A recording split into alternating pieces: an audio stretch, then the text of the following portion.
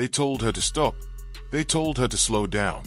But when Jasmine Crockett walked back into that committee room with fresh evidence in hand, she turned what should have been a routine oversight hearing into the moment that pushed the White House into full emergency mode. People inside the Capitol later said they felt the entire room tighten the second she raised her microphone. But no one imagined what was coming next. The hearing was already tense.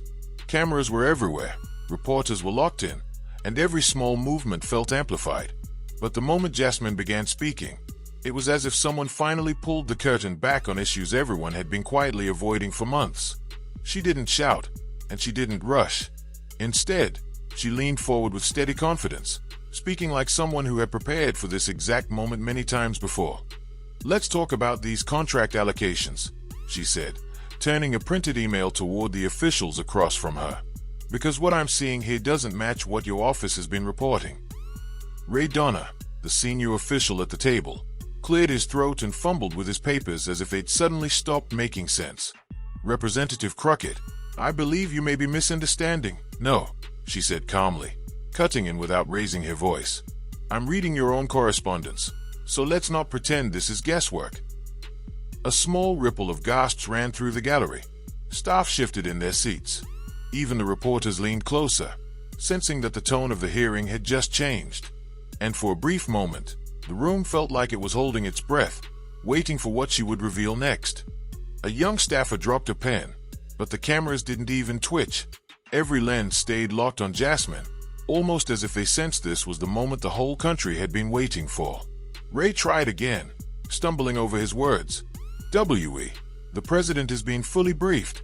Before he could finish, a committee aide hurried into the room holding a phone, her expression tight with urgency. She leaned toward the chair and said, "Mr. Chairman, the president is on the line. He's requesting to speak immediately." A wave moved through the room. Confusion, surprise, quiet disbelief. Even members who rarely reacted shifted forward in their seats. The chairman hesitated, then nodded. "Patch him through."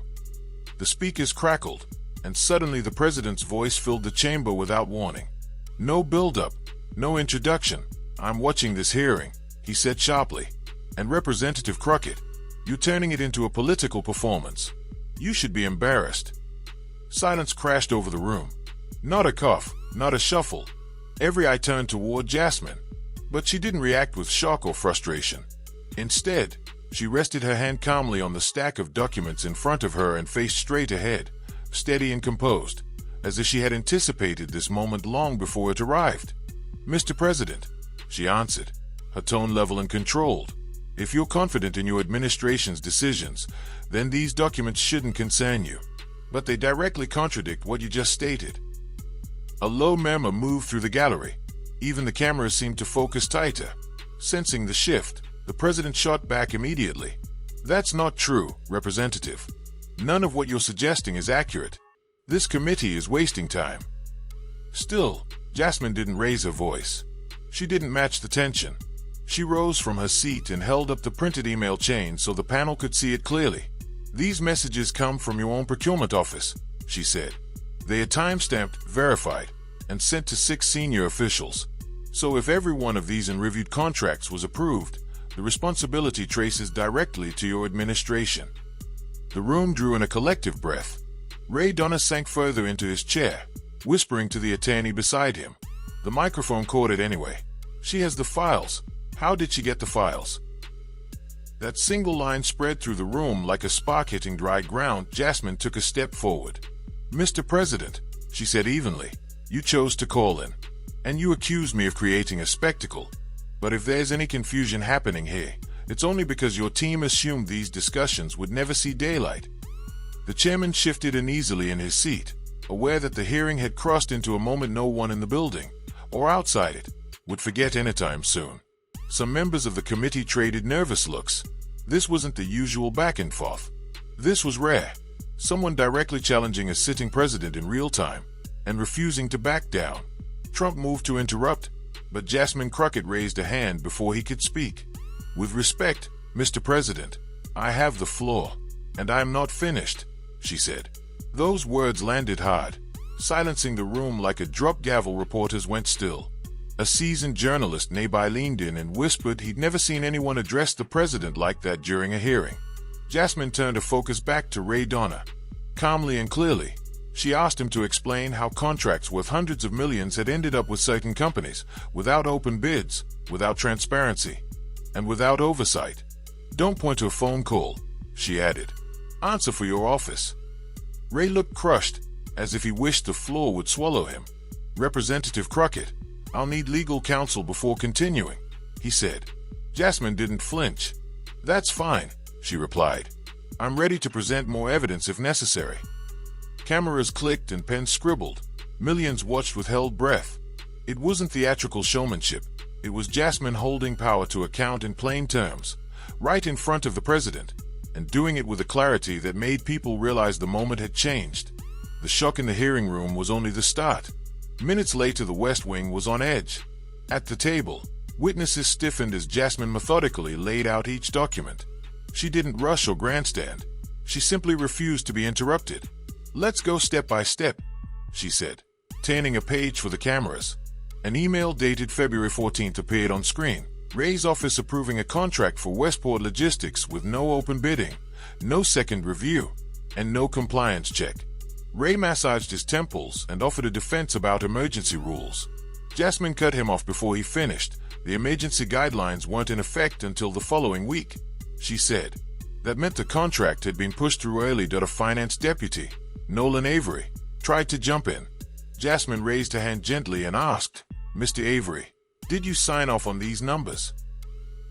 He stammered that he'd reviewed them. She pressed, but did you sign? Nolan swallowed and admitted no. He had been told not to sign. The room reacted sharply. The small details were adding up into something much larger. I was instructed not to, Nolan said. The words hit the room like a sudden slap. Heads turned. Someone at the back whispered sharply, then quickly covered their mouth as the cameras swung their way. Jasmine leaned forward.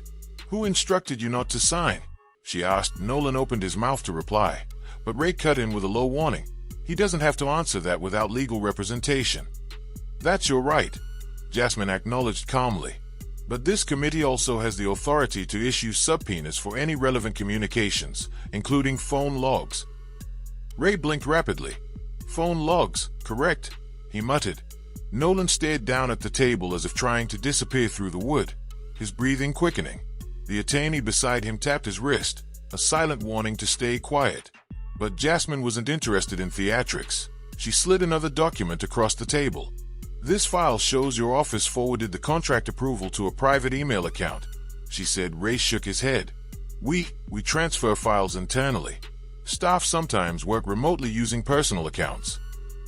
Not illegal, she acknowledged, but suspicious when those emails contain federal contract approvals and appeared just minutes before the official timestamp.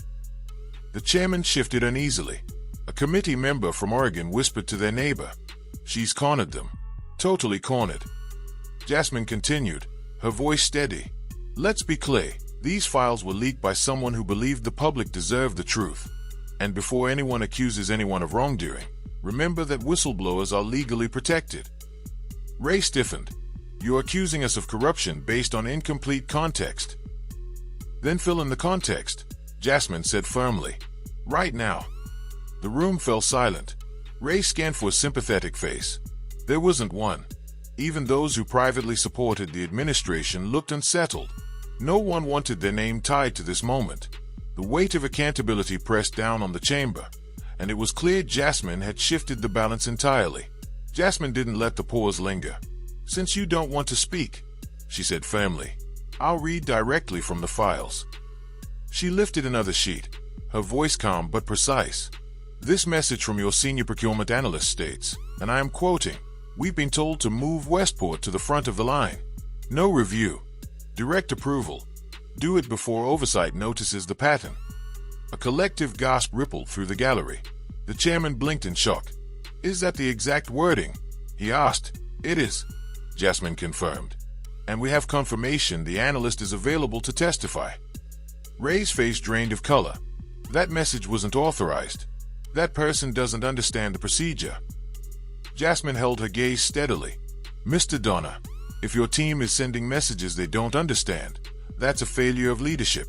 And if they do understand, then we're having a different conversation entirely. Nolan spoke up suddenly, his voice shaky. Representative Crockett, if I may, I didn't know she had that message. I thought the thread was removed. The attorney beside him grabbed his arm, whispering sharply, "Stop talking." But the words had already landed. Jasmine lowered her papers. "Thank you for your honesty, Mr. Avery." Ray glared at Nolan as though betrayal were written across his forehead. Nolan avoided eye contact, sweating under the pressure. The chairman cleared his throat. "Representative Crockett, is there more?"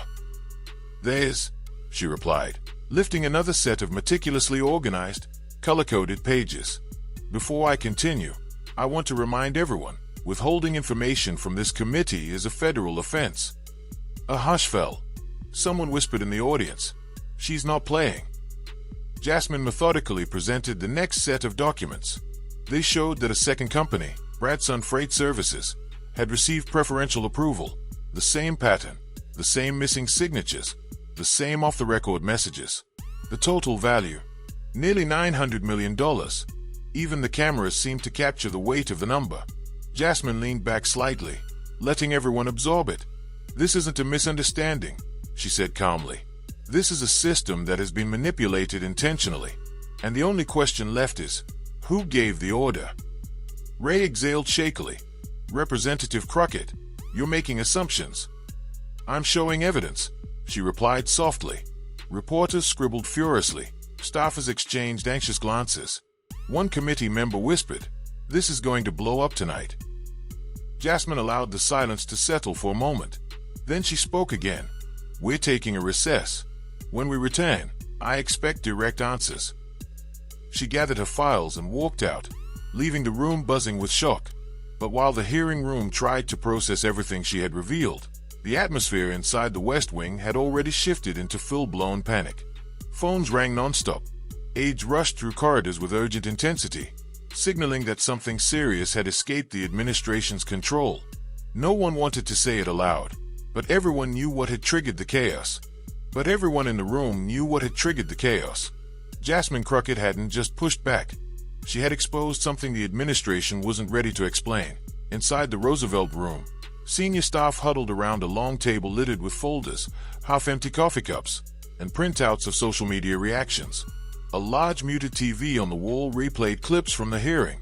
Jasmine holding up the email chain, Nolan Avery admitting he'd been told not to sign, and Ray Donner turning pale as she revealed the approval trail for the second company. Fletcher Grant, a communications aide, rubbed his forehead and muttered under his breath, "She blindsided us. Completely blindsided. How did she even get those files?" A legal advisor shot back, "Someone in procurement must have leaked them, or a thread was accidentally forwarded." "I don't know," Fletcher said, staring at the screen.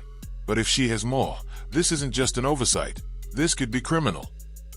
"The president is not going to like that phrasing," the advisor agreed. "No, he's not," Fletcher replied. "That's why we need a response before he finds out on his own." Before they could plan further, the door swung open, and in walked the president's chief strategist, Rourke Barrington. He didn't need to raise his voice. The room went silent the moment he stepped in. "Someone tell me," Rourke said, placing a binder on the table. "How in the world did Jasmine Crockett end up with direct evidence from our procurement office?" A junior aide stammered, "Say, we're still figuring it out." Rourke raised a hand. "No excuses. Just answers." The room froze. Nobody wanted to be the first to admit they didn't know. Finally, the deputy press secretary spoke. "We think a staffer may have forwarded the attachments accidentally, or someone may have given them intentionally." Rourke leaned forward. "Which is wise?" The weight of the question pressed down on everyone. If it was accidental, we're dealing with incompetence. If it was intentional, it's internal disloyalty. Either way, the president will want heads on the table. On the muted TV, Jasmine appeared again. This clip showed her holding the message instructing Nolan Avery to bypass signature protocols. "That right there," Rourke said, pointing at the screen, "is going to run on every network tonight." And she's calm. That's what's killing us. She didn't yell. She didn't lose her cool. She just presented the evidence like she was teaching a class. That kind of performance sticks. Fletcher exhaled. People already think she's fearless. Now they'll think she has proof. Does she? Silence fell. The legal advisor finally spoke. Say, if she has the February threads and the Bratson approvals, then yes, she has proof. Rourke sank into his chair. We need to know exactly what else she has. Get me a full inventory of procurement messages for the last 6 months, everything, backup servers, private account logs, device audits. A cybersecurity aide spoke quietly. Say, if she has whistleblower backing, we might be looking at someone high level, someone who knows the internal system well enough to track changes. Rourke glared at him. Meaning? She might not be at the end of her evidence. She might be at the beginning. The room went still.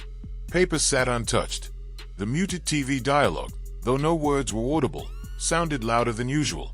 The footage switched to a legal analyst, explaining what federal violations could come into play if Jasmine's evidence traced back to the Oval Office. The tension was nearly tangible.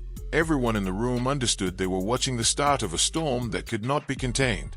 Rourke finally broke the silence. This isn't about optics anymore. This is about survival. If the president is tied to those approvals in any way, we need to get ahead of it. Fletcher shook his head. The problem is, the president already jumped in, live, on record. He made it sound like he knew exactly what she was referencing. That's the part one can't fix, Rourke said, his tone tight. That's the part we're stuck with. Another aide lifted her tablet. Say, trending tags are already at 2 million posts. Half of them are calling this the strongest oversight moment in years. Journalists are calling her the only person who can face the administration without backing down. Clips of the president yelling at her are everywhere. Rourke sighed. We need a statement. Something controlled. The legal advisor spoke up. What if we frame her presentation as incomplete? Suggest missing context. Fletcher frowned. That only works if she can't produce more. If she drops another file, we'll look like we're scrambling. We are scrambling, Rourke admitted quietly. But the public can't know that. Suddenly, a knock at the door. A Secret Service agent poked his head in. Say, the president wants the team in the Oval immediately. Rourke stood. Of course he does. He gathered his papers, looked around the room, and said, Everyone breathe. Then brace yourselves. We're walking into a tornado. Aides adjusted their ties, straightened jackets, and followed him down the hallway. Lights buzzed overhead. Staff stepped aside quickly, and by the time they reached the Oval Office, they could already hear the president's voice through the heavy door. Rourke paused, inhaled sharply, and muttered, All right. Let's try to control the situation before it controls us. He pushed the door open. Meanwhile, Jasmine was facing a very different kind of pressure, one closer to her own life than any political storm. When she finally stepped into her office after recess, the thick door clicked shut behind her. For the first time that day, the roar of the building faded. She placed a stack of documents on her desk and sat down slowly, letting the silence wrap around her. But silence wasn't comfort, not today. Her phone buzzed nonstop. Emails poured in. Staff whispered outside her door. Every cable network had replayed the confrontation multiple times. She stayed still for a moment, taking a deep breath. She knew what waited beyond that moment wasn't applause or satisfaction. It was pressure.